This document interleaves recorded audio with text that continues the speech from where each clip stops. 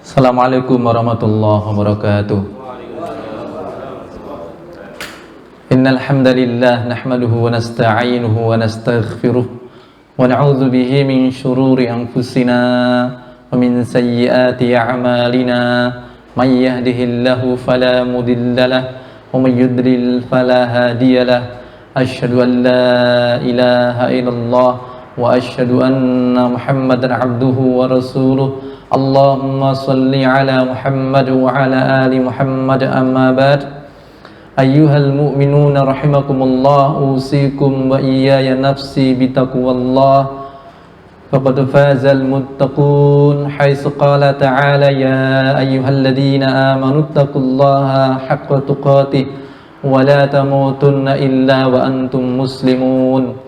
Ya ayyuhalladzina amanu taqullaha wa qulu qawlan sadida yuslih lakum a'malakum wa yaghfir lakum dhunubakum wa may yuti'illaha wa rasulahu faqad faza fawzan 'azima. Muslimin muslimat rahimakumullah, alhamdulillah, puji dan syukur kita panjatkan kehadirat Allah Subhanahu wa taala atas limpahan nikmat dan karunia-Nya. Duha ini kembali Allah pertemukan kita di majelis ilmu di taman surga dan sekaligus di tamannya. Moga-moga semua menjadi orang-orang yang soleh sebagaimana yang kita kaji. Ini adalah kitab Riyadhus Shalihin, tamannya orang-orang yang soleh, karena bertemunya kita di sini, belajarnya kita di sini untuk meningkatkan kualitas kesolehan kita. Hadirin yang dimuliakan Allah SWT, pada duha ini kita akan lanjutkan kajian kitab Riyadhus Shalihin di bab 2. Sekarang kita ambil hadis yang ke-23 dari bab 2 kitab Riyadhus Shalihin. Wa an Ibni Abbas radhiyallahu anhuma anna Rasulullah sallallahu alaihi wasallam qala law anna li ibni Adam wadiyan min dhahabin ahabba an yakuna lahu wadiyani walayamla'a fahu illa turab wa yatubullahu ala man taba, muttafaqun alaih. Dan dari Ibnu Abbas radhiyallahu anhuma bahwa Rasulullah sallallahu alaihi wasallam bersabda, lau anna, sekiranya, li ibni Adam, anak Adam itu memiliki wadiyan, satu lembah, min dhahabin, dari emas, ahabba ayyakuna lahu wadiyani, maka dia akan berkeinginan untuk memiliki lembah yang kedua.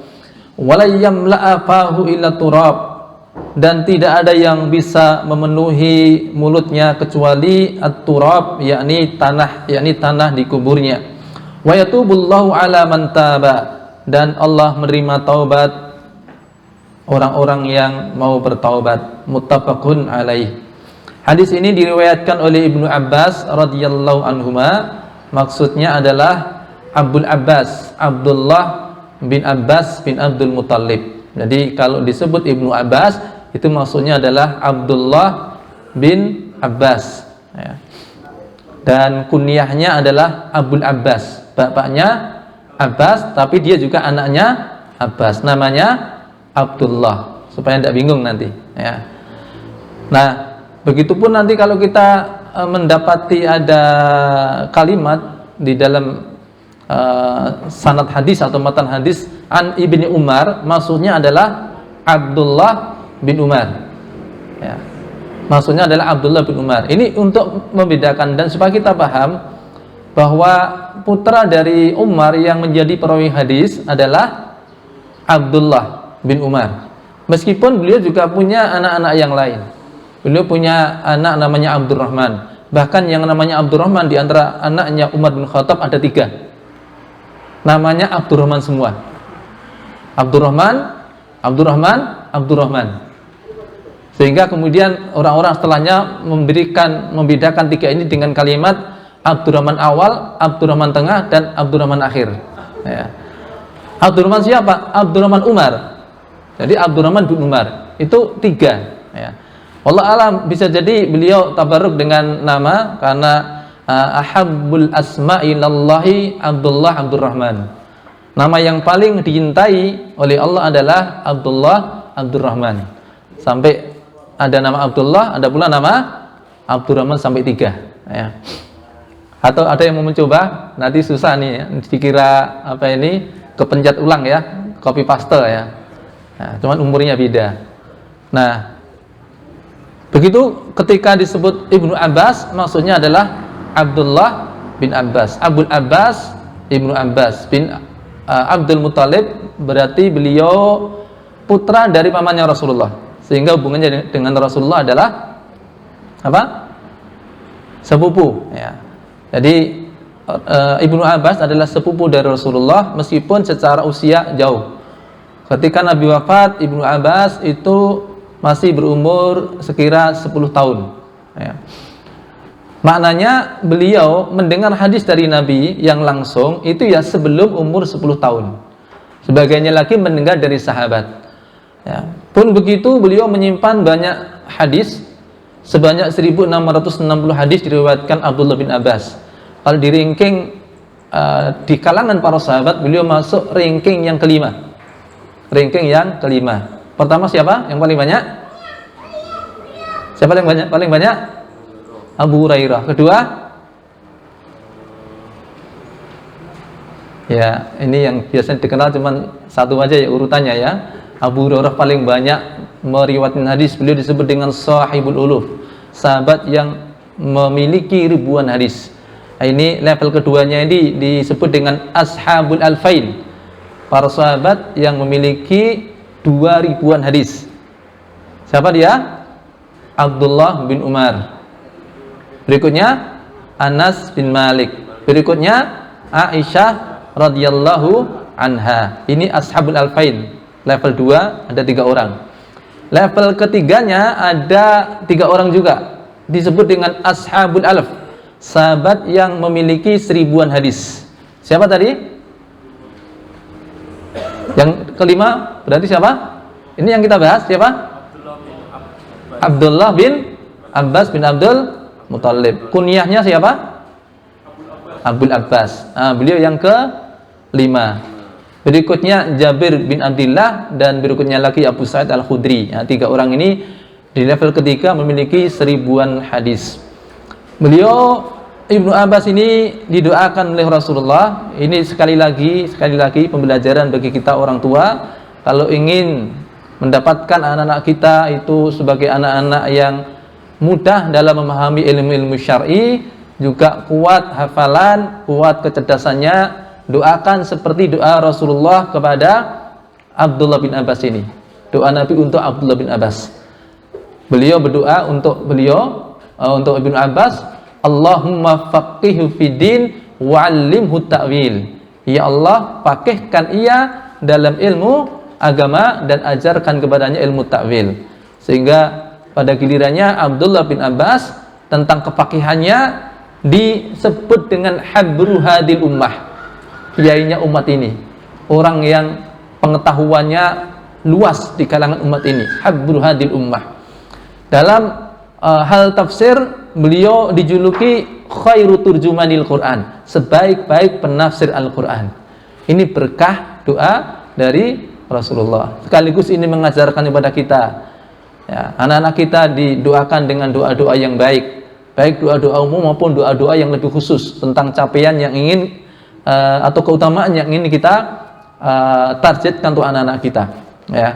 Dan bahkan bukannya itu, doakan juga anak dari sahabat-sahabat kita, anak dari saudara-saudara kita ya. Doa kita untuk mereka itu juga nantinya pantulannya juga kembali kepada keluarga kita, karena setiap kali kita mendoakan untuk saudara kita, maka ada malaikat yang mengamini, amin walaka bimithlin, amin, dan bagimu apa yang kamu doakan. Makanya kalau kita berdoa sesuatu kok belum juga dikabulkan oleh Allah, doakan untuk saudara kita yang semisal dengan itu. Bagus lagi kalau yang kita doakan itu orang yang kita hasad kepadanya. Nah itu Masya Allah, sekaligus jadi obat ya, obat hasad kita. Sampai kita doakan kebaikan untuknya, maka nanti pantulannya insya Allah akan sampai juga kepada kita. Nah itu sekilas tentang Abdullah bin Abbas, dan ini sifatnya mengulangi karena berkali-kali ini kita sampaikan. Tapi supaya tidak lupa, tetap kalau kita mau bahas hadis, kita pelajari dulu, kita kenali siapa perawinya. Ya. Diriwayatkan oleh Bukhari dan Muslim. Ya. Siapa nama Imam Bukhari? Imam Bukhari siapa namanya? Muhammad bin Ismail. Ya, jadi Bukhari itu dari Bukhara, maka nisbahnya beliau Bukhari, Al-Bukhari, ya. Tapi namanya adalah Muhammad bin Ismail. Jadi kalau kita bertanya, antum kenal siapa Imam Bukhari? Ya kenal. Siapa dia? Ya Imam Bukhari. Nah, itu namanya belum kenal, ya. Ya paling tidak ngerti namanya, ya. Nah, kemudian dia apa karya yang menjadi unggulannya? Apa karya unggulannya?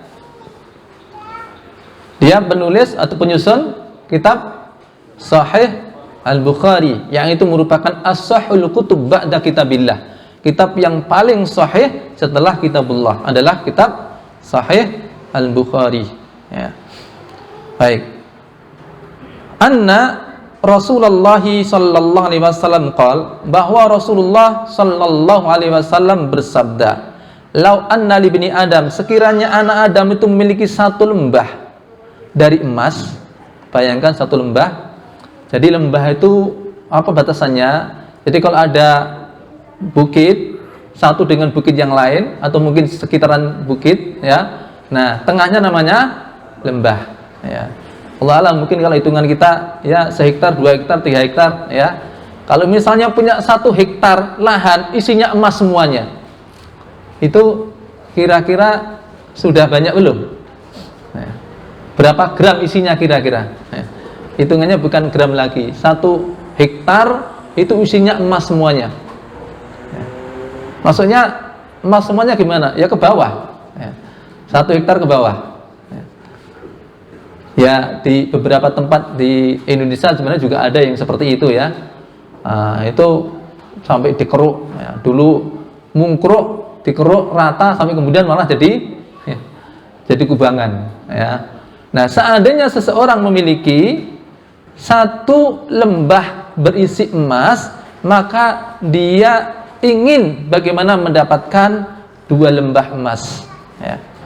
Dan itu akan terus tidak habis rasa ingin mendapatkannya itu, sampai-sampai yang bisa menutupi keinginannya adalah ketika dia sudah dimasukkan ke dalam kubur, ya. Jadi maksud dari wala yamla afahu illa turab, ini dijelaskan di Riyadhus Shalihin di sini, annahu la yazalu harisan ala dunya hatta yamuta, bahwa dia terus senantiasa tamak untuk mendapatkan dunia sampai mati, ya. Wa yamtali'u famuhu min turab, dan mulutnya kemudian sampai penuh dengan min turabi qabrihi, dari apa? Tanah di kuburnya. Hadirin yang dimuliakan Allah SWT, ini suatu informasi tapi sebenarnya lil wa'id, ada sebuah ancaman. Tapi supaya kita lebih tertib memahaminya, supaya kita nanti juga tidak berlaku apa ini istilahnya ekstrim kanan ekstrim kiri, ifrat maupun tafrid, ya. Bagaimana memperlakukan harta, bagaimana batas-batas kita itu boleh menyukai suatu harta, harus kita pahami dari awal bahwa memang tabiat manusia itu menyukai harta, itu sudah merupakan tabiat. Kalau bicara tabiat artinya ini masih pada batasan yang diperbolehkan, ya. Jadi kita menyukai sesuatu itu yang berupa bagian dari dunia, perhiasan dunia, menyukai itu boleh-boleh saja, dan itu bagian dari tabiat manusia, ya. Dari kenormalan hidup manusia, dia menyukai sesuatu yang justru dengan dia menyukai itu kemudian dia akan ada usaha ikhtiar untuk mendapatkannya. Kalau orang tidak menyukai, maka dia tidak akan ada ikhtiar untuk menyukainya. Untuk apa? Mendapatkannya, ya.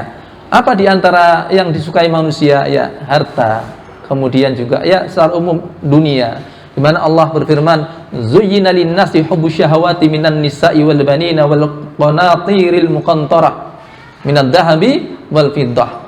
Dijadikan indah pada pandangan manusia terhadap sesuatu yang diinginkannya. Minan nisa, laki-laki menyukai wanita, itu sesuatu yang memang menjadi tabiat manusia. Pada batasan ini maka belum ada larangan, tidak ada celaan ataupun pujian. Tidak ada celaan ataupun pujian. Itu tabiat. Ya. Begitupun wal banin, seseorang menyukai, dia pengen punya anak. Ini juga tabiat. Ya. Belum ada sisi cela ataupun terpujinya. Ya. Kalau mau dicela, dia punya juga atas kehendak Allah. Kalau mau dipuji, ya yang dipuji adalah Allah, karena Allah yang memberikan dia anugerah apa? Anak. Ya, maka pada batasan ini menyukai, dia pengen punya anak, sesuatu yang merupakan tabiat manusia.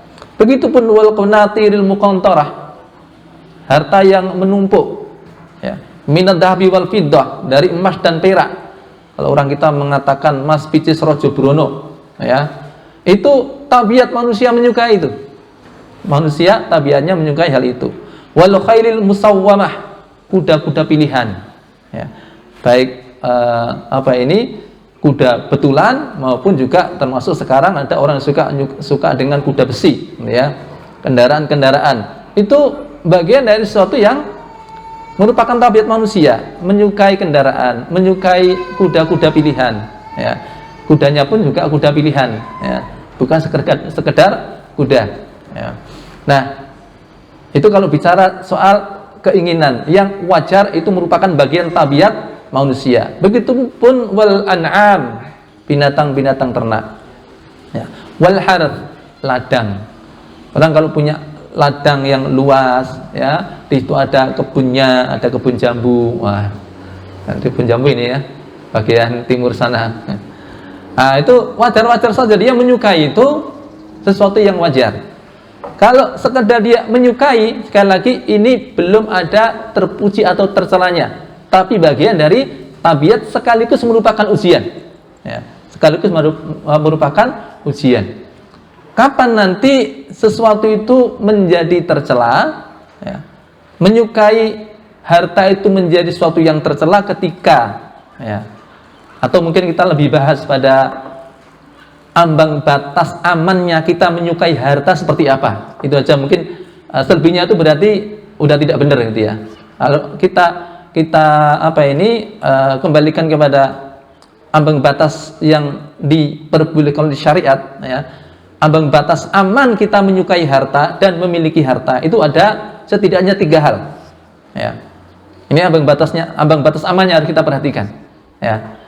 Yang pertama, jangan sampai harta menjadikan atau menyukai harta menjadikan seseorang itu kemudian menghalalkan segala cara untuk mendapatkan harta, ya.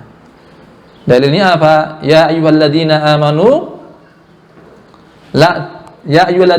la ta'kulu amwalakum bainakum bil batil. Wahai orang-orang yang beriman, ya, la ta'kulu, janganlah kalian makan amwalakum, harta-harta kalian, ya, bil batil, ya. Jangan sampai kalian mengambil harta satu dengan yang lainnya dengan cara yang batil, ya.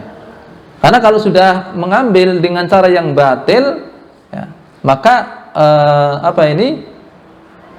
sesuatu itu, ya, kebatilannya tadi kemudian menjadikan seseorang tercela. Jadi rasa cintanya kepada harta membuat dia itu bagaimana yang penting mendapatkan harta, ya. Dan ini juga bagian dari ujian, ya. Di mana kita hidup juga di zaman di mana orang-orang sudah tidak peduli apa yang dia cari, apa yang diambil, apa yang dia konsumsi, apa yang dia pakai, halal atau haram, nggak peduli. Malah ada kalimat-kalimat nyari buru-buru yang halal, yang haram aja sekarang susah dicari, apalagi yang halal, ya. Dan wallahu alam, ini diantara mungkin yang dikabarkan Rasulullah, ya. Ya'ti 'alan nas zamanun la yubalil mar'u ma akhadha amin halalin amin haramin. Kelak akan datang suatu zaman atas manusia di mana mereka tidak peduli apa yang dia ambil, apa yang dia konsumsi, apa yang dia dapatkan, apakah didapatkan dengan cara yang halal ataukah dengan cara yang haram, ya. Bisa jadi ini adalah bagian dari yang dikabarkan Rasulullah. Ketika orang sudah tidak peduli tentang apa yang dia ambil, halal atau haram tidak peduli, yang penting dapat, ya. Nah, kalau sudah seperti itu, nah ini kena semprit, ya. Dan hal ini kita katakan sebagai sebuah ujian, ya, karena memang rata-rata di suatu zaman yang belum tersentuh dakwah ataupun sudah tersentuh dakwah, kan tetapi memang kecondongannya lebih kuat, ya, itu adalah orang-orang yang kemudian menghalalkan apa yang segala cara sesuatu yang diharamkan dihalalkannya, ya. Karena harta itu ketika kecintaannya berlebih, orang itu kemudian ya tadi pengennya mendapatkan apapun caranya. Dan ini juga pernah terjadi, ya, di kalangan para sahabat dulu sebelum mereka ditarbiyah oleh Allah SWT. Orang-orang Madinah, orang-orang Yathrib kalau dahulu, sebelum turunnya ayat ini dan sebelum turunnya surat Al-Mutaffifin, ya, mereka punya kebiasaan seperti itu. Maka Ibnu Katsir menyebutkan surat Al-Mutaffifin, ya, itu turun di antara Mekah dan Madinah, seakan menjadi sinyal bagi Rasulullah bahwa beliau akan menghadapi suatu kaum yang mereka masih ada budaya tatfif. Tatfif itu mencuri timbangan. Kalau dia misalnya membeli dari orang lain, pengennya dikasih yang anget, ya, anget ya, tahu anget ya, pokoknya sampai tumpah-tumpah, ya, luber gitu ya. Tapi ketika dia menjual, dia kurangi. Nah, itu kebiasaan tatfif, ya. Maka ketika Rasulullah hijrah ke Madinah, bagaimana Allah mendidik orang-orang Madinah?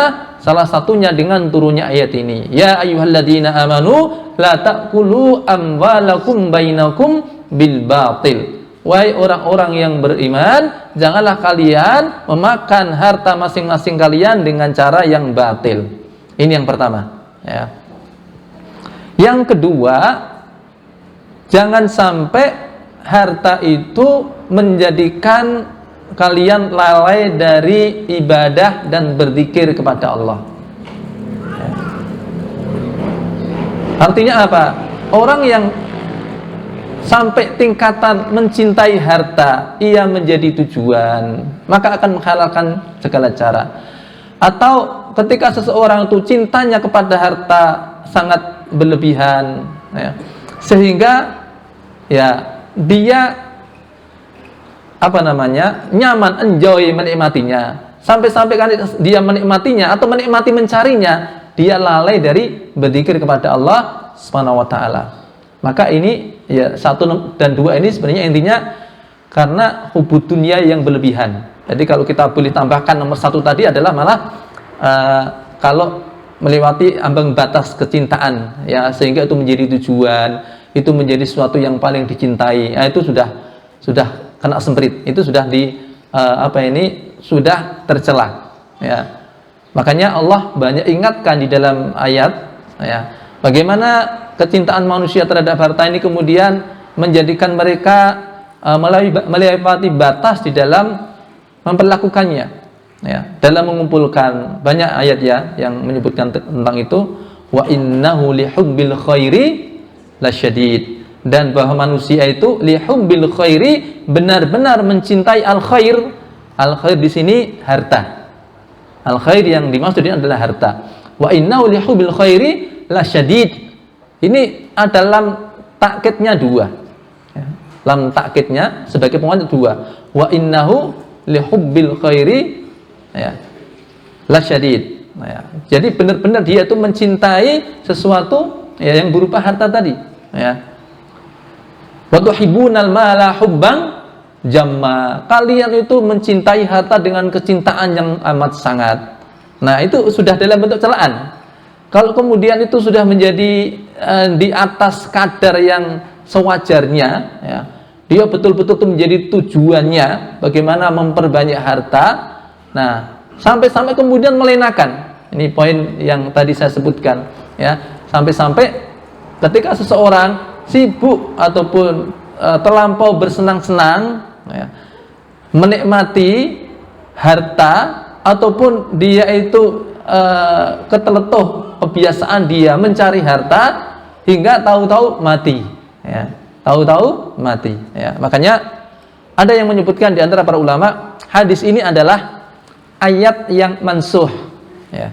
Ayat yang mansuh secara nasnya, tetapi tidak mansuh secara hukumnya, ya. Ini ayat ini mansuh dengan surat Alhaakumut Takatsur hatta zurtumul maqabir.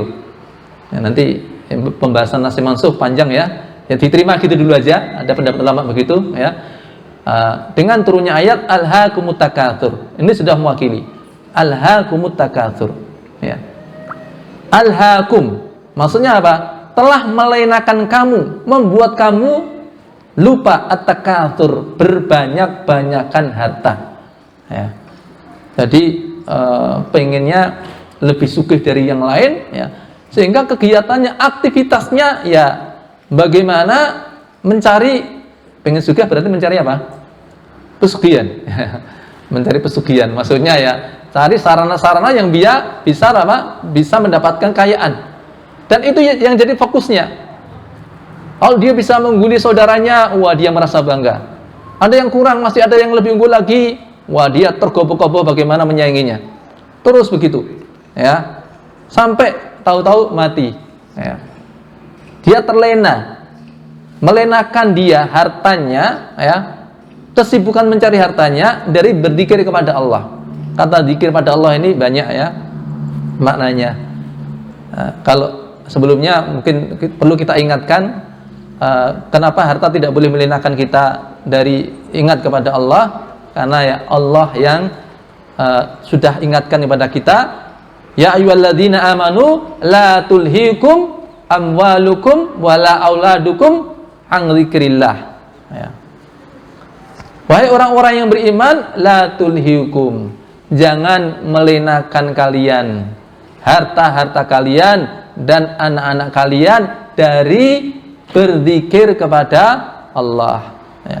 Wa may yaf'al dzalika fa ulaika humul khasirun. Barang siapa yang melakukan hal itu, maka sungguh dia benar-benar termasuk orang yang merugi, ya. Jadi ada orang-orang yang karena kesibukannya mencari harta, kesibukannya bersenang-senang menikmati harta, hingga dia melupakan zikir kepada Allah. Zikir itu apa? Ya, dia tidak mengingat Allah. Zikir juga bisa ada makna sholat. Dia melalaikan sholat, ya. Sebagaimana mungkin kita bisa renungi, hayati dari apa yang menjadi penghayatan seorang sahabat Abdullah bin Mas'ud, ya. Dia suatu kali melihat ketika azan dikumandangkan, pasar-pasar itu ditinggalkan oleh para sahabat, ya. Jadi pasar-pasar ditinggal oleh mereka berdatangan ke masjid pada saat azan dikumandangkan. Maka ketika itu beliau membacakan ayat rijalun la tulhihim tijaratu wala bai'un an dzikrillah wa iqamis shalah wa ita'iz zakah, ya. Mereka adalah para lelaki la tulhihim, tidak melenakan mereka, tijaratun wala bai'un, ya, perniagaan, perdagangan, an dzikrillah, dari berzikir kepada Allah dan menegakkan salat, ya. Termasuk zikir kepada Allah adalah semua jenis ketaatan. Termasuk zikir kepada Allah adalah majelis-majelis ilmu, ya. Jadi jangan sampai ini saya pesen kesibukan antum, ya, di dalam berjual beli, berbisnis, berdagang, apalagi menikmatinya, kemudian melalaikan dari belajar tentang ilmu syar'i, ya. Jangan sampai kemudian meninggalkan majelis ilmu, karena majelis ilmu itulah majelis zikir, ya.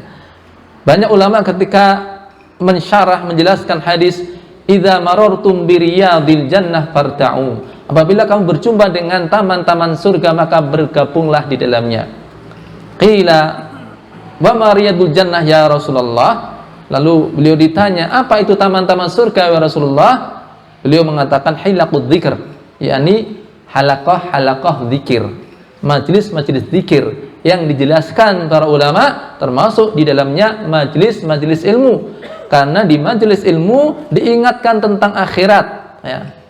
Diperintahkan tentang perkara-perkara taat, diingatkan dari perkara-perkara maksiat, diberi motivasi bagaimana mendapatkan surga, ditakut-takuti supaya jauh dari neraka.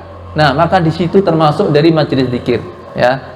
Jangan sampai dengan alasan sibuk kemudian meninggalkan majelis ilmu. Ya. Meninggalkan ini ya kalau mungkin boleh sekali apakah termasuk meninggalkan? Ya, belum lah, ya. Tapi kalau kemudian tidak punya majelis ilmu sama sekali karena kesibukannya, nah itu khawatir jangan-jangan termasuk bagian dari ini, ya. Perniagaan telah melalaikan dari berzikir kepada Allah, ya. Jangan menunggu masalah kita selesai semua untuk ngaji, ya. Aku jadi urusan, ya. Masalahnya apa? Kabeh sing do mati kabeh urusane ya durung rampung. Urusan itu durung rampung. So nek urusan rampung, ya aku tak teko nang majelis ilmu, ya. Ya, padahal ya sampai mati urusannya nggak selesai, ya. Yang mati semua urusannya juga belum selesai, ya. Jadi ya termasuk dulu kita punya kaos ya rebunan tuh kaos pertama, ya. Legend kaosnya itu. Apa tulisannya apa itu? Ya. Diajak ngaji bilangnya sibuk orang mangsamu ngaji ngomong pengangguran gitu, ya. Jadi seakan yang ngaji itu karena tidak punya kerjaan, ya, pengangguran, ya. Bukan karena pengangguran, saya lihat antum ini semua orang sibuk semuanya. Tapi karena untuk sebuah ilmu, ya, itu juga harus diluangkan. Ini bagian dari kesibukan yang harus kita lazimi, ya. Apalagi misalnya kalau ada orang yang katanya pengen masuk surga, tapi dia tidak punya jadwal rutin untuk ngaji, ya, apa iya? Pengen masuk surga tapi tidak mau mencari jalannya, ya. Dan jalan ke surga itu adalah ilmu. Makanya Nabi bersabda, "Man salaka tariqan yaltamisu fihi ilman, sahalallahu lahu bihi tariqan ilal jannah." Barang siapa yang menempuh jalan untuk mendapatkan ilmu, maka Allah akan memudahkan baginya jalan untuk ke surga. Tapi jangan kemudian dipolitisir ngaji harus di sini loh, ya. Intinya harus ada majelis pengajian, ya. Walaupun tidak rebunan, silahkan kalau ada yang punya majelis khomisan, ya. Ada yang itu masih rebunan juga, ya. Ada yang jumatan, ada yang seton, ya. Cuma seton majelis itu gitu, ya.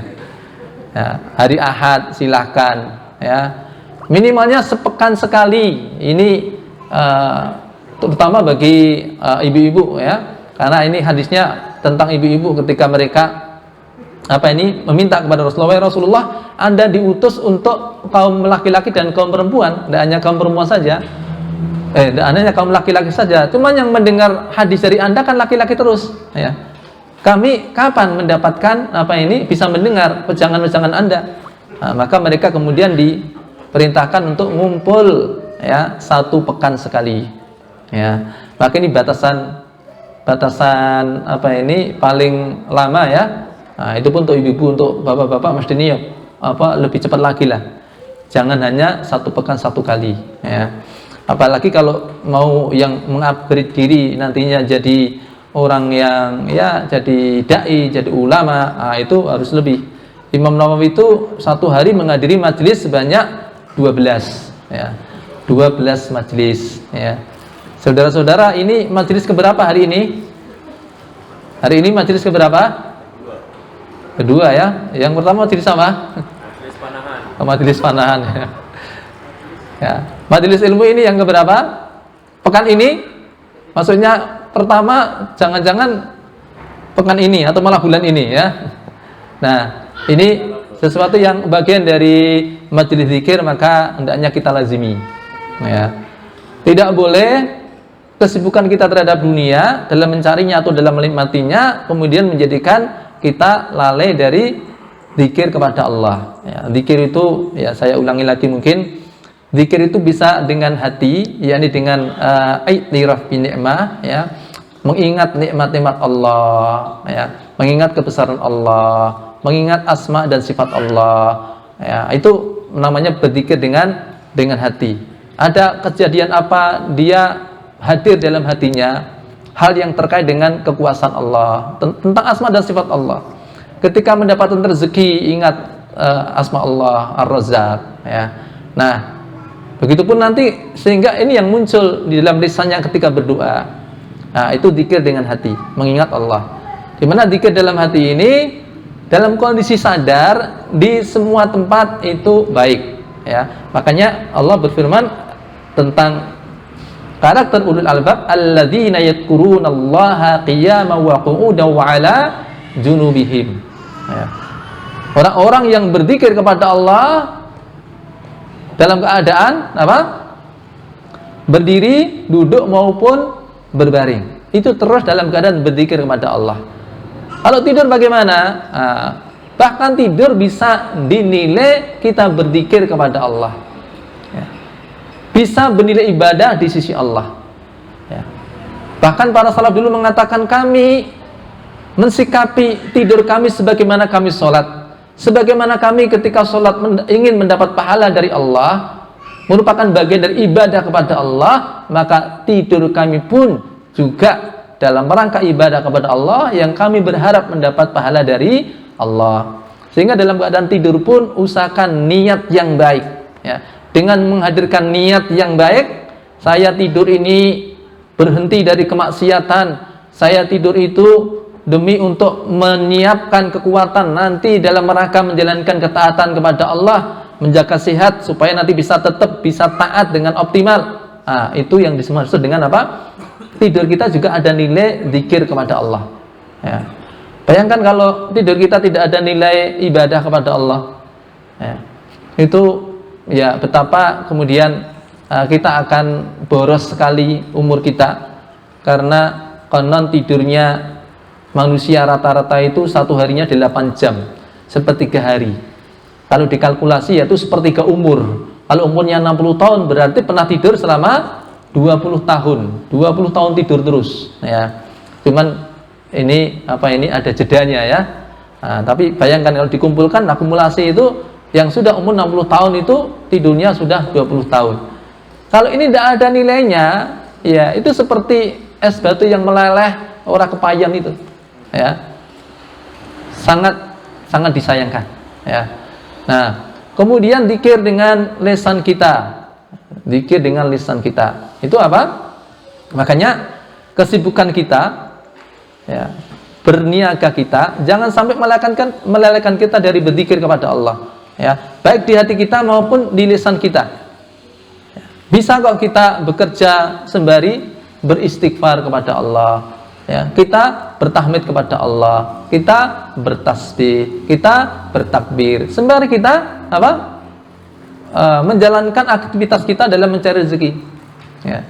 Kalau Imam Nawawi rahimahullah, beliau itu ketika menjual atau menjaga toko sejak kecil, ya, dia ditugasi jaga toko sama bapaknya, digunakan untuk menghafal Quran. Beliau menghafal Quran itu di usia yang masih sangat kecil, dan itu karena apa? Di saat remaja dia sudah betul-betul hafal Quran, karena dia jaga toko sembari apa? Membaca dan menghafal Al-Quran, ya. Kalau ada juga kisah saya baca di kitab Qissati fi Hifdzil Quran. Qissati fi Hifdzil Quran. Itu saya nukil terjemahannya di buku Muslim Hebat. Halamannya saya lupa, ya. Ada seorang yang sudah berumur 60 tahun. Ya. Di umur 60 tahun, dia selama ini kerjanya dia sebagai sopir. Hari-harinya habis di jalan. Di umur 60 tahun dia punya keinginan kuat untuk menghafal Quran, ya. Maka dia mulai dengan cara setiap kali dia mau berangkat kerja, ketika mau nyopir, diambil mushaf Al-Quran, diletakkan di atas dashboardnya, ya. Dibuka di ayat yang mau dihafal, letakkan di atas dashboardnya, jalan. Nanti ketika lampu merah, maka dia berhenti sembari membaca apa yang tadi sudah dibuka. Alif lam mim dzalikal kitabul la raiba fi. Diulang-ulang sampai lampu hijau. Masih merah lagi, dilirik masih 120 detik misalnya. Mungkin ya lo, Jogjo ya. 120 detik, ya.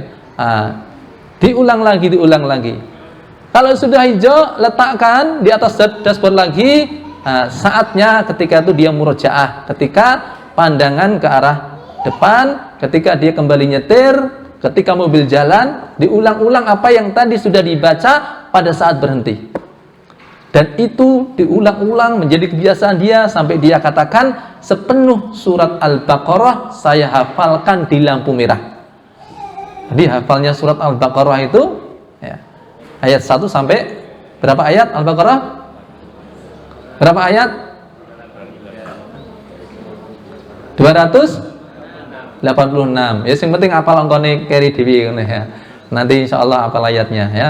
Nah, jadi 286 ayat dihafalkan di lampu merah.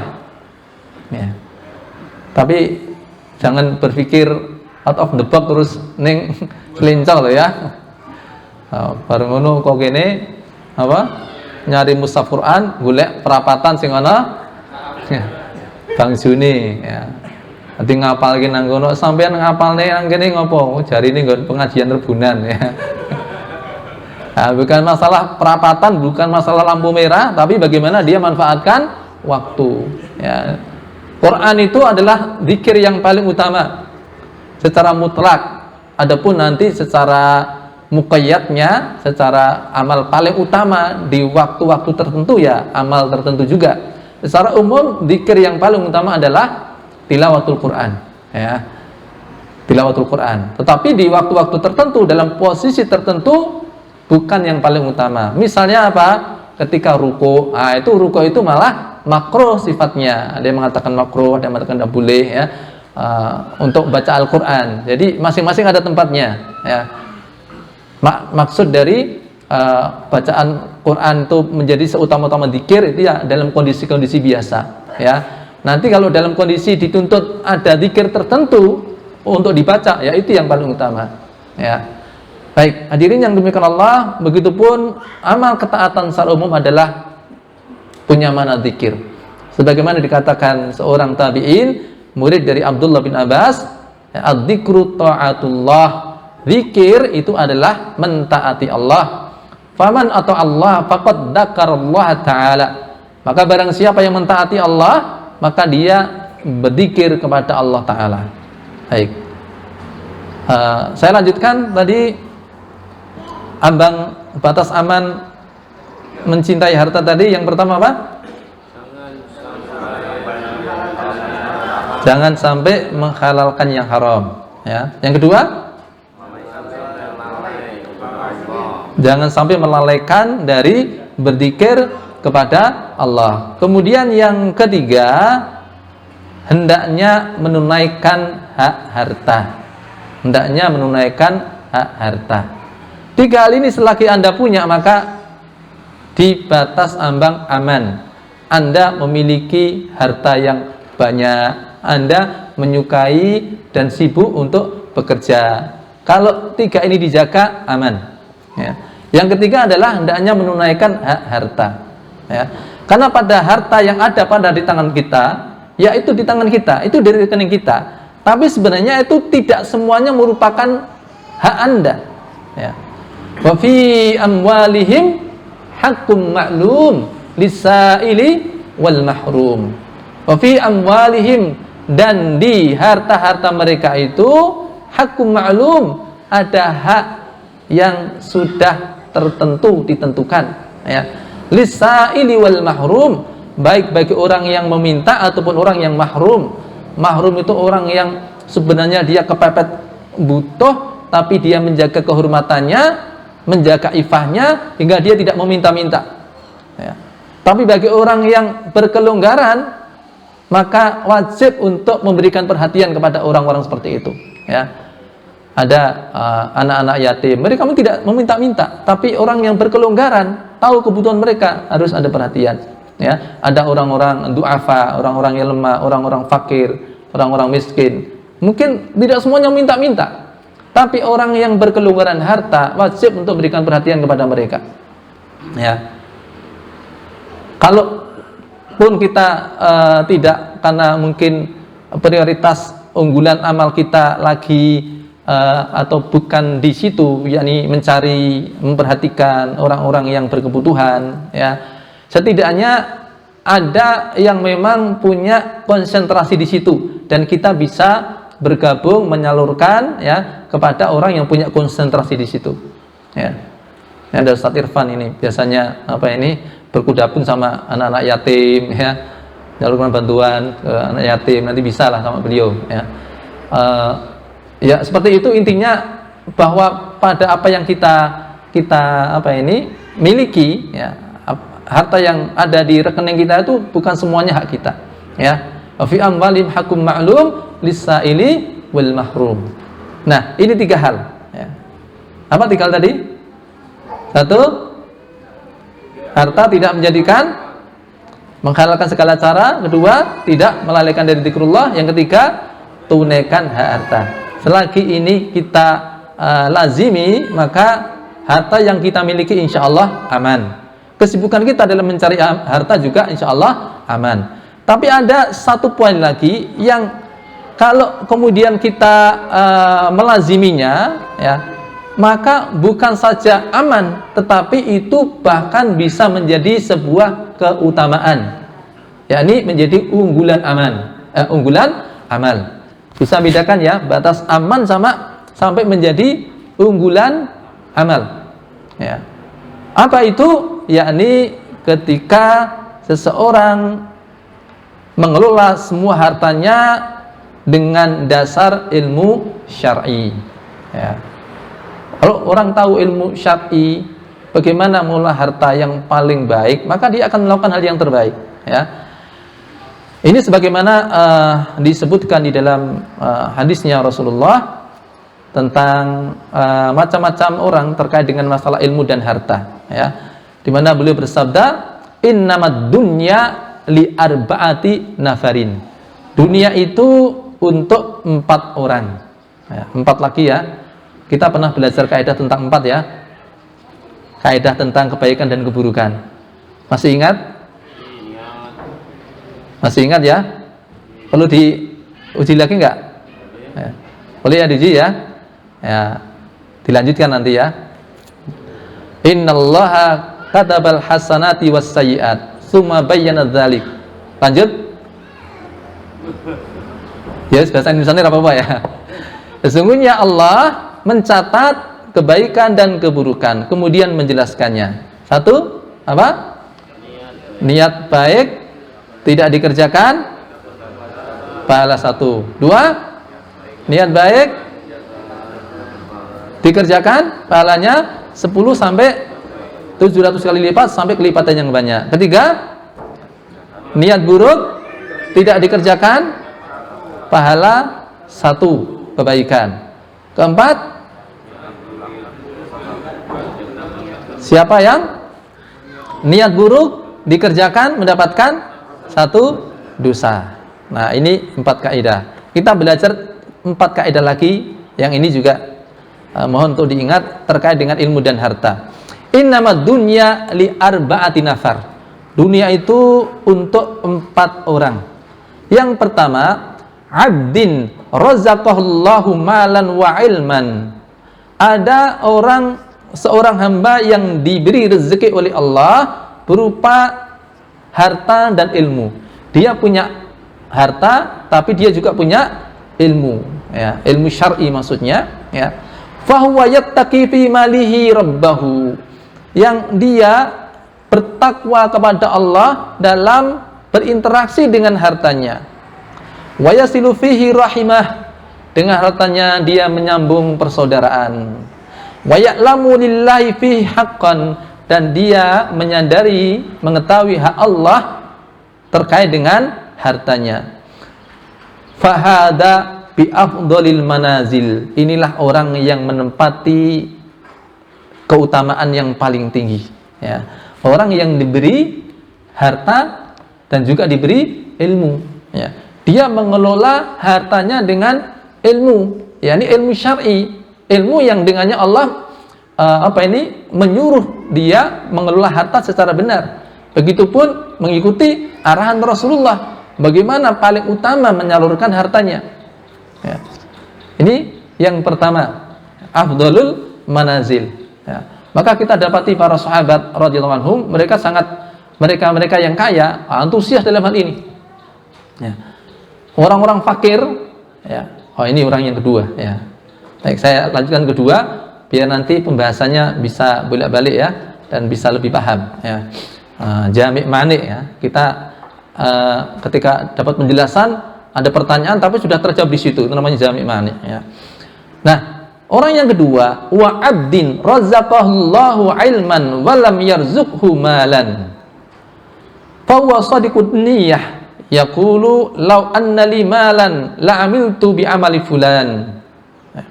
Orang kedua adalah seorang hamba yang Allah rezekikan kepadanya ilmu tetapi tidak diberi rezeki harta. Maksudnya tidak diberi harta yang banyak ya. Dia alim tapi bukan seorang yang ghani ya. Alim tapi bukan orang kaya. Fa huwa shadiqun niyyah, tapi dia adalah seorang pemilik niat yang tulus. Yaqulu, dia mengatakan, lau anna li malan, kalau saya memiliki harta, la amiltu bi amali fulan, saya akan beramal seperti amal si fulan. Si fulan yang mana? Yang pertama tadi, yang menempati afdhalul manazil. Fahuwa biniyatihi wahuma fa'ajruhuma sawa. Dengan niat yang benar tadi, maka antara dia dan orang yang pertama pahalanya sama ya. Ini orang yang diberi ilmu, baik diberi ilmu itu sekaligus harta, atau yang kedua diberi ilmu tetapi tidak memiliki harta ya. Ini alasannya kenapa ilmu itu tetap lebih utama daripada harta, karena orang kalau punya ilmu, punya atau tidak punya harta, tetap dia bisa menempati posisi utama. Para sahabat radhiyallahu anhu misalnya ya, bagaimana mereka antusias punya atau tidak punya harta itu intinya adalah dari sisi peluang ataupun perolehan pahala. Suatu kali orang-orang fakir di kalangan para sahabat datang kepada Rasulullah. Mereka mengatakan, ya Rasulullah, dhahaba ahlu dusuri birujur. Wahai Rasulullah, orang-orang kaya memborong pahala. Peluang orang kaya untuk mendapatkan pahala banyak banget ya. Apa maksudnya? Yusalluna kama nusalli wa yasumuna kama nasumu wa yatasaddaquna bi amwalihim lam natasaddaq. Orang-orang kaya mereka mengerjakan salat, kami juga mengerjakan salat. Orang-orang kaya mereka mengerjakan saum, kami juga mengerjakan saum. Akan tapi ketika orang-orang kaya mereka bersedekah dengan harta mereka, kami tidak bisa bersedekah. Dalam hadis yang lain ya, wa yahujuna wa lam nahuj, mereka bisa berhaji sementara kami tidak bisa berhaji ya. Nah, ini satu kecemburuan dalam tanda petik ya, atau iri dengan pengertian positif, atau dalam bahasa Arabnya ghibtah ya. Ini adalah ghibtahnya orang-orang fakir. Jadi orang kaya itu enak, peluang pahalanya lebih banyak gitu loh ya. Maka kemudian karena ghibtahnya para sahabat ini, memang mereka harus diberi jalan keluar, dan memang ada jalan keluarnya. Bagaimana orang-orang fakir, meskipun dia tidak punya harta, tapi bisa menempati seperti orang yang punya harta dari sisi keutamaan. Maka beliau kemudian memberikan suatu ilmu ya, pencerahan kepada para fuqara di kalangan para sahabat ya. Maukah kalian saya tunjukkan tentang suatu amalan yang kalau kalian mengerjakannya, maka kalian bisa mengungguli amal yang kalian tadi sebutkan. Tak ada lagi yang mampu mengungguli amal kalian kecuali orang yang mengamalkan seperti apa yang kalian amalkan. Tambah antusias nih orang-orang fakir ini. Karena apa? Tujuan mereka kalaupun punya harta supaya lebih banyak peluang pahala, bukan supaya dia bisa bersenang-senang, bukan.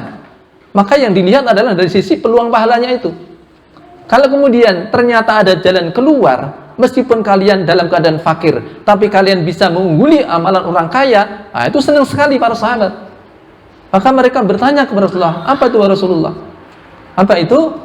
Hendaknya setiap kali selesai sholat fardu yang 5 waktu, bacalah tasbih 33 kali, tahmid 33 kali, takbir 33 kali. Kalian akan bisa mengungguli amal orang yang kalian tadi sebutkan, dan tidak ada lagi mereka kalah dengan kalian kecuali kalau mereka apa? Mengamalkan apa yang kalian amalkan ya. Mereka bersemangat. Dan begitulah setelah itu mereka rajin untuk bertasbih, bertahmid, bertakbir selepas sholat. Ya, karena rajinnya mereka, bersemangatnya mereka juga ya terdengarlah suara mereka itu. Terdengar oleh siapa?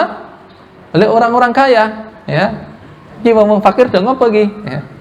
Tumben-tumbenan ini. Beberapa ini saya perhatikan beberapa hari ini kok seragam. Ya, mereka mengamalkan amal yang sama. Nah, selidik punya selidik, ya mereka kan tidak ingin juga amalnya itu diungguli oleh yang lain, ya. Maka mereka ingin lebih unggul lagi, bukan dengan menjatuhkan yang lain, ya, tapi ingin dia lebih lagi, ya. Maka ketika itu orang-orang kaya tahu juga clue-nya tadi, apa clue-nya? Tidak ada lagi yang mampu mengungguli kalian kecuali orang yang melakukan amal sebagaimana yang kalian amalkan. Maka orang-orang kaya mengamalkan juga. Dia bertasbih, bertahmid, bertakbir, ya, selepas sholat masing-masing 33 kali. Orang-orang fakir mikir lagi, ya, ini kalah poin lagi, gitu loh, ya. Maka mereka datang lagi kepada Rasulullah mengatakan apa yang dirasakan oleh mereka, bahwa mereka merasa kalah poin lagi. Maka apa kata Rasulullah? Beliau mengatakan dzalika fadlullah yu'tihi may yasha. Itu adalah karunia Allah yang Allah berikan pada siapa yang Dia kehendaki. Artinya apa? Orang kaya memang benar dia kalau bisa menggunakan apa yang Allah berikan itu untuk mendapatkan afdhalul manazil bisa. Ya. Memang Allah berikan karunia kepada mereka supaya mereka diuji dengan harta itu apakah bisa mendapatkan ahsanu amalan dari jalur harta tersebut, ya. Lantas bagaimana dengan orang-orang fakir? Kemudian Nabi memberikan jalan pamungkasnya, ya, yang ini bisa diperebutkan oleh siapa saja, ya. Boleh orang kaya, boleh orang fakir. Siapa yang juara adalah orang yang paling banyak mengerjakannya. Apa beliau katakan? Likulli ma'rufin shadaqah.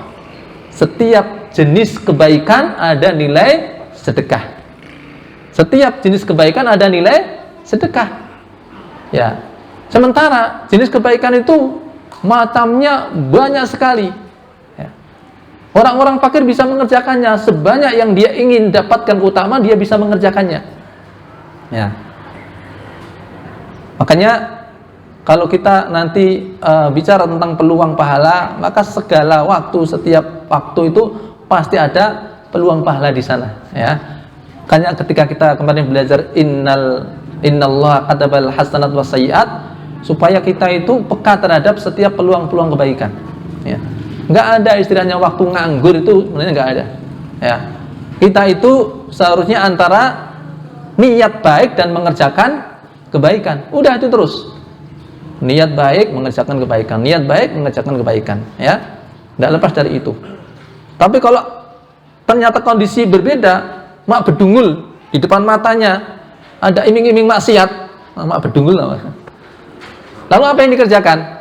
Nah, baru pakai kaidah yang ketiga. Apa kaidah ketiga? Wa in hamma bisayyatin wa lam ya'malha kataballahu hasanatan kamilah. Siapa yang punya niat keburukan, kemudian dia tidak mengerjakannya, maka dia mendapatkan satu pahala kebaikan yang sempurna. Ya, karena kondisi itu kan, karena kejahatan itu terjadi bukan semata-mata karena adanya niatan, ya, tapi juga karena adanya kesempatan, ya. Ya, seperti yang pernah dialami oleh Nabi Yusuf alaihissalam, itu juga tidak direncanakan oleh beliau, tapi ya tadi mak bedungul, tiba-tiba ada istri pejabat masuk ke kamarnya, ya itu juga rumahnya pejabat tadi, ya. Nah itu sampai kemudian dia dibujuk, ya, dan memang pada awalnya Yusuf alaihissalam mengatakan ma'adallah, berlindung kepada Allah, tapi digoda terus sampai pada tataran laqad hammat bihi wa hamma biha, ya. Jadi masing-masing sudah condong, ya. Andai bukan karena, tapi Yusuf itu melihat burhan dari Allah, ya, yakni maka dia akan melakukannya. Ya. Jadi bahwa ketika ada suatu kaidah tadi ya, kenapa harus ada kaidah ketiga? Karena memang ya tadi kadang-kadang orang itu dia tidak merencanakan suatu keburukan pada awalnya, tapi ketika ada peluang di depannya, nah itu kadang-kadang tercetus di hatinya, ya. Bahkan pada tataran ada tadi, ada semacam lintasan khawatir, tetapi kemudian menguat, ya. Lintasan keinginan kemudian menguat, ya. Maka pada saat itu ketika seseorang meninggalkannya, dia mendapatkan pahala. Baik, ini yang pertama ya, kaidah yang pertama. Apa tadi kan yang pertama? Tentang dunia ini untuk 4 golongan. Seorang hamba yang Allah rezekikan kepadanya ilmu dan harta, ya. Dia bertakwa kepada Allah dalam interaksinya dengan hartanya, menyambung silaturahim dan mengetahui hak Allah, ya. Inilah bi afdali al manazil, ya, kedudukan yang paling utama. Yang kedua apa tadi? Seorang yang diberi rezeki oleh Allah berupa ilmu tetapi tidak diberi harta. Dia punya niatan yang baik, kalau saya punya harta, saya akan beramal seperti amal si fulan yang menempati afdal manazil tadi. Maka keduanya memiliki pahala yang sama, ya. Memiliki keutamaan yang sama. Tapi kalau dari sisi derajatnya tetap apa? Afdalul manazil, ya. Tetap yang lebih utama yang mana? Satu atau dua? Satu atau dua? Satu, karena yang satu lebih sudah teruji. Sudah teruji, dia punya harta, ya. Dan kemudian dia bisa mengelola hartanya sesuai dengan apa yang Allah kehendaki. Yang kedua, dia punya niatan yang kuat, tapi sebenarnya dia belum teruji, ya. Belum benar-benar punya harta. Pun begitu dengan karunia Allah, memberikan keutamaan kepadanya. Dengan niat yang baik, maka dia mendapatkan pahala yang sama. Tapi kalau derajat keutamaan, ya, tentu ada perbedaan, ya. Kemudian yang ketiga, ya. Wa 'abdin razaqahullahu malan walam yarzuqhu ilman. Seorang hamba yang Allah berikan rezeki kepadanya, seorang hamba yang Allah rezekikan kepadanya harta, walam yarzuqhu ilman, tapi tidak diberi rezeki ilmu, ya. Punya harta tapi tidak punya ilmu. Fahuwa yakhbitu fi malihi bi ghairi ilmin, la yattaqi fihi rabbahu wa la yasilu fihi rahimahu wa la ya'lamu lillahi fihi haqqan. Seorang hamba yang Allah beri rezeki harta tapi tidak diberi rezeki ilmu, dia menghamburkan hartanya tanpa ilmu, dia tidak takut kepada Allah dalam berinteraksi dengan hartanya, tidak pula dia gunakan untuk menyambung silaturahim, dan dia tidak mengetahui hak Allah terhadap hartanya. Fahadza bi akhbatil manazil. Ini adalah posisi, kondisi, derajat yang paling buruk, ya. Ini derajat yang paling buruk, ya. Yang keempat, wa 'abdin lam yarzuqhullahu malan wala ilman fahuwa yaqul law anna li malan la amiltu bi amali fulan fahuma bi niyyatihi fa bizruhuma sawaun. Orang yang keempat, seorang hamba yang tidak diberi rezeki oleh Allah harta, tidak pula diberi ilmu. Dia dengan buruknya niat mengatakan, seandainya saya memiliki harta, maka aku akan melakukan apa yang dilakukan si fulan. Ya, ini orang yang ketiga yang menempati posisi akhbatul manazil, posisi yang paling buruk tadi. Nah, orang keempat ini tidak punya harta, tidak punya ilmu. Aku nak dibodoh koyo kae, gitu ya. Disertai dengan niat yang buruk, ya. Maka fahuma biniyati, dengan niat yang buruk tersebut, keduanya mendapatkan dosa yang sama, ya. Tadi orang melu foya-foya, ya, nggak ikut makan makanan yang haram, nggak melu mendem-mendem tapi dihitung sama. Ya. Ini ekor. Tapi tetap saja yang paling buruk tadi, yang ke apa? Yang ketiga tadi. Ya. Karena dia sudah benar-benar melakukannya, ya. Benar-benar melakukannya ya sudah seperti yang dia niatkan. Kalau yang keempat ini sudah melakukan belum? Sudah melakukan. Cuman belum diberi apa? Harta yang diinginkannya. Tapi dia dianggap sudah melakukan. Makanya sudah dihukumi. Ya. Kalau seandainya dia belum melakukan, maka belum mendapatkan apa-apa. Jadi orang kalau dia punya niat buruk, itu belum mendapatkan apa-apa. Ya. Baru nanti kan ada dua kemungkinan. Dia tinggalkan atau dia kerjakan. Kalau dia tinggalkan mendapatkan pahala. Kalau dia kerjakan mendapatkan dosa berapa? 1. Nah, pada saat seseorang itu baru niat buruk saja, belum ada nilai apa-apa. Nah, ini kenapa sudah dihukumi? Dia sudah dihukumi seperti orang yang ketiga. Kenapa? Dia sudah melakukan atau mengamalkannya. Bentuk amal apa yang dia lakukan? Amal apa? Kalau niat saja belum. Amal ucapan tadi, dia menambahkan dengan ucapan. Ya, dia mengatakan, ya, lau anna li malan la'amiltu bi amali fulan.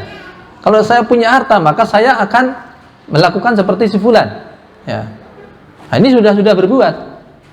Walaupun perbuatannya ini tidak sampai menjadikan dia memiliki apa yang dia inginkan. Ya. Meskipun tujuannya tidak tercapai, tapi sudah dihukumi, dia sudah berbuat. Sama dengan hadis yang lain, ini supaya juga lebih paham dengan kaidah yang kemarin ya. Idzal taqal muslimani bisayfihima fal qatil wal maqtulu finnar.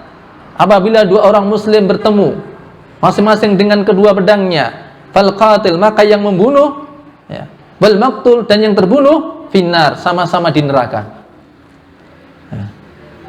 Ini ada yang serasa asing atau janggal enggak ya? Yang membunuh dan yang terbunuh sama-sama di neraka. Ya. Apa sebabnya? Para sahabat itu bertanya kepada Rasulullah, "Hadal qatil ya Rasulullah, fambalul maqtul." Kalau yang membunuh sudah jelas kami wahai Rasulullah. Lantas bagaimana nasib dengan yang terbunuh? Kenapa dia juga di neraka? Kenapa? Karena dia sudah punya niatan, dan bukan sekedar niat, sudah melakukan. Ya, uang gak pedang kau ngomah, londang-londang ini kalah gitu loh. Ya. Bahwa tidak tercapai apa yang diinginkan, tapi dia sudah berbuat sesuai dengan apa yang dia niatkan. Jadi paham ya tentang masalah niat ya. Niat buruk berhenti di situ, belum mendapatkan nilai.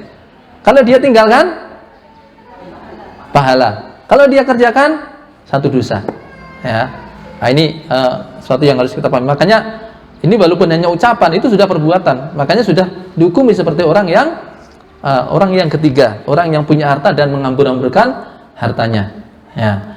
Ini 4 kaidah, dan sekali lagi kalau kita ingin bagaimana kegiatan kita di dalam mencari harta, bahkan mungkin ada bagian-bagian menikmati harta. Menikmati harta itu bukan sesuatu yang telah juga. Ya. Kita ketika makan kemudian menghadirkan syukur kita kepada Allah. Ya, alhamdulillah saya bisa makan ini, bisa merasakan kelezatannya. Itu bagian dari ibadah. Ya, bagian dari juga seni bagaimana menikmati rezeki dari Allah. Ya, tentu saja kemudian 2 hal yang penting, dari mana kita mendapatkan, kemudian bagaimana kita memposting harta kita, itu sesuatu yang paling penting, karena itu nantinya akan ditanya. Pertanyaannya bukan seberapa banyak didapat, tapi dari mana mendapatkannya dan untuk apa dikelola. Min aina iktasabahu wa fima anfaqahu. Semoga Allah jadikan kita termasuk orang-orang yang lulus dalam menghadapi ujian kecintaan terhadap harta, karena itu ya ujiannya umat ini likulli ummatin fitnah wa fitnatu ummati al-mal. Setiap umat itu ada godaan paling besar, dan godaan paling besar umatku adalah harta. Ini yang bisa disampaikan, mudah-mudahan bermanfaat. Akhirul kalam. Assalamualaikum warahmatullahi wabarakatuh.